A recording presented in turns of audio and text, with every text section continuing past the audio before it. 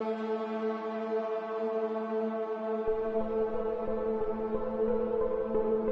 terme littérature éclairée, je me fais quand même la vision de notre société. Parce que je rêve une société qui correspond à tout ce qui est de naturel. Ça a commencé les jours où je me suis abonné à la bibliothèque. Et j'ai pu préciser, la bibliothèque Totama de Kinshasa a ouvert une grande porte dans le monde de littérature. Et en passant d'ailleurs, avec même, je dirais, longtemps que j'ai parlé avec un ami que je vais citer ici en passant, Jancy Loyoko. Jancy Loyoko, un grand fervent de littérature, on te salue. C'est par là que la grande porte m'a été ouverte.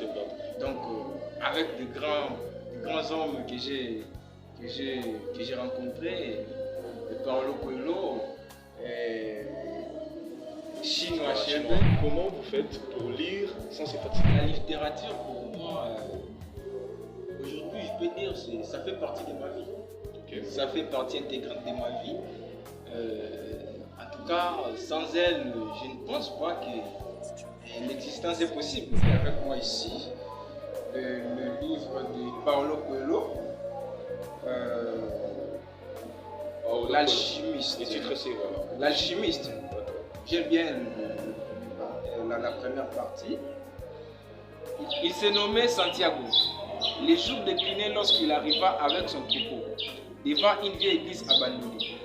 Les toits s'étaient écroulés depuis bien longtemps et un énorme sycomore avait grandi à l'emplacement où se trouvait autrefois la sacristie. Il décida de passer la nuit dans cet endroit.